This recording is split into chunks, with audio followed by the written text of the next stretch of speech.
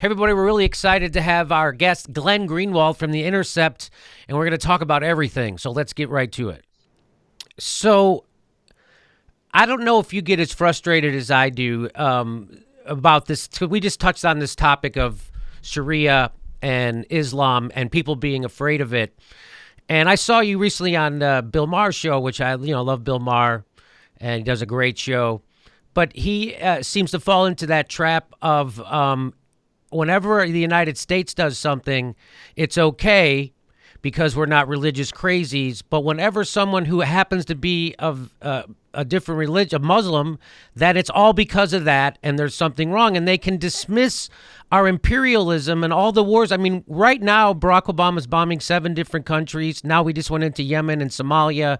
We're still in Afghanistan 15 years on. 5 more years, we get a gold watch.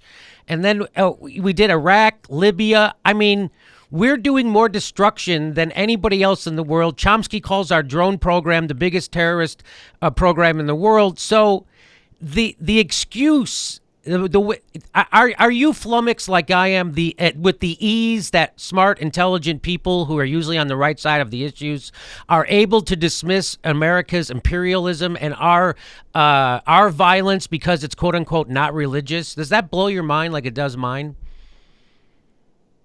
It used to. I feel like I have figured it out just by looking into the face of that evil, ugly monster for so many years. I feel like I've been able to apprehend its soul. It's really, I think there's like a huge irony at the heart of it all.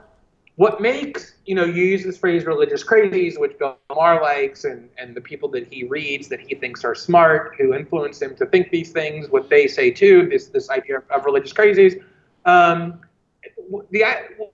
What makes that behavior crazy, this kind of religious fanaticism, is really, it's a form of tribalism. It says the people who are in our group, who share our defining beliefs, who are on our side of conflicts, are justified in doing anything because ultimately we're the ones who are right, we're the ones who are the victims, we're the ones who are battling for good.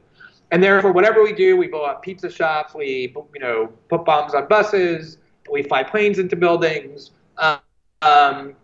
we drown people in cages. All of those things are justified because our ultimate cause is good, and we're fighting against people who are doing evil. That's tribalism. That's a really primitive instinct that human beings have. That's the one of the organizing principles of humanity from the time we began, sort of having society. And what people like Bill Maher are saying is exactly the same thing. It's just the other side of the coin. They're saying my tribe, the tribe into which I was born, the tribe that has defining beliefs that I share, we're justified in doing anything because the other tribe is the bad, evil tribe. And we're victimized by them. We have to defend against them. And so no matter what we do, we napalm countries and kill tens of thousands or hundreds of thousands of people. We invade and occupy them. We bomb them. We prop up their dictators. We set up torture camps around the world. We put them in prison with no charges for 15 years and counting. Whatever it is that we do, we're justified in doing it. It may not be the right thing to do, but we ultimately have good intentions. And so it's not like we're trying to harm anybody. We're just trying to defend ourselves and our way of life.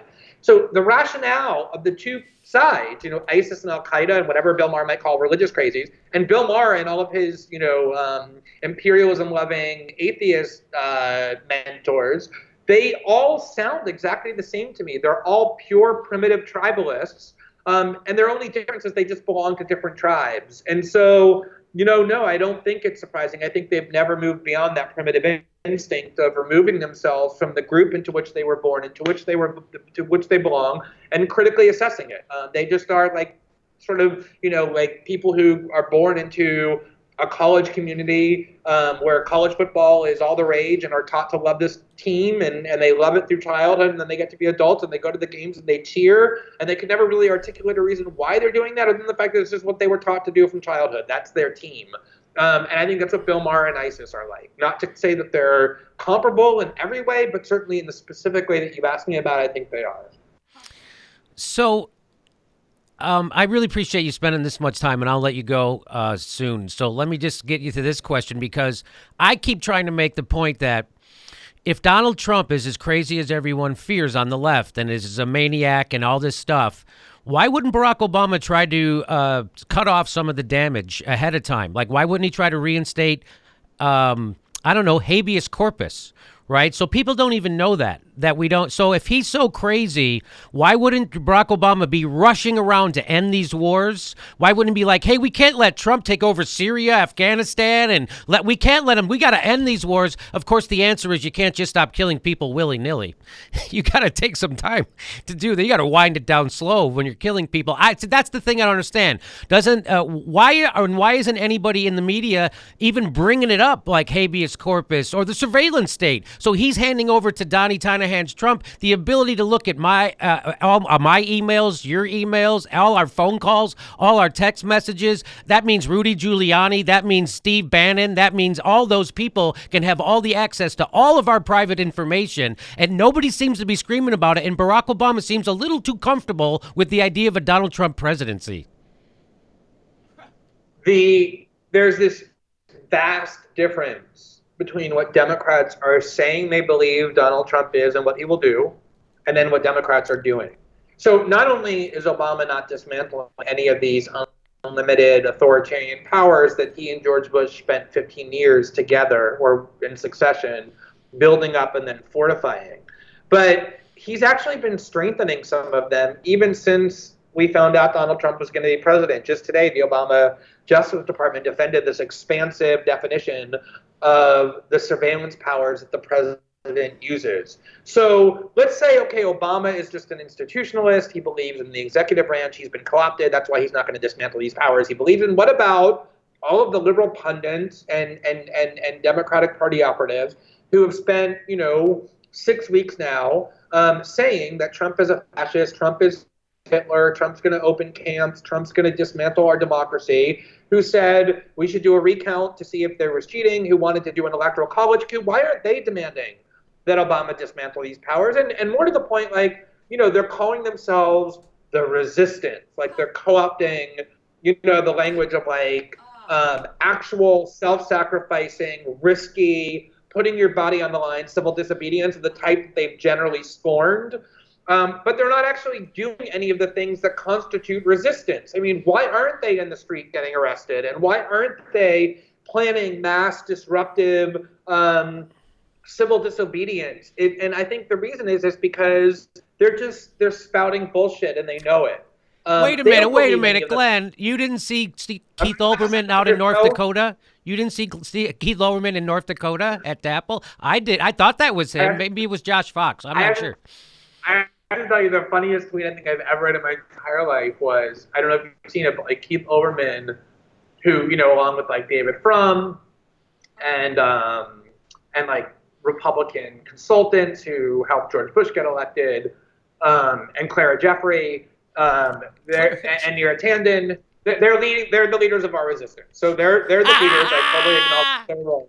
And I think Keith Olbermann's actually the leader. So anyway, there's this, he gives his completely deranged, broadcast where he does his baritone and talks about you, sir, are a fascist, Nazi, whatever. And the logo, the motto for the show is him wrapped in the American flag, and then it says the resistance. Somebody on Twitter said he's calling himself the resistance, but his body posture is much more like the people who end up wrapping themselves in the blankets that EMTs give you after a traumatic car crash. He's sitting on the side of the road, hunched over, with a flag wrapped around I'm the resistance, but he actually looks like he's in shock, he's traumatized and scared, sitting on the ground.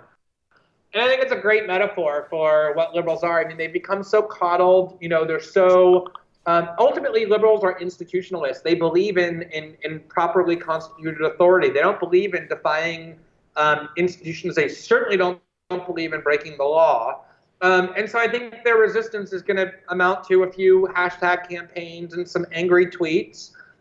Maybe, I don't know, Mother Jones will do some kind of fundraiser where the resistance hashtag is on the wall and stuff. And that's going to be it. So, if Democrats are willing to follow through to the logical conclusion of their rhetoric, I would have more respect for the things they were saying. But as it is, they're just spouting this with no actions to back it up.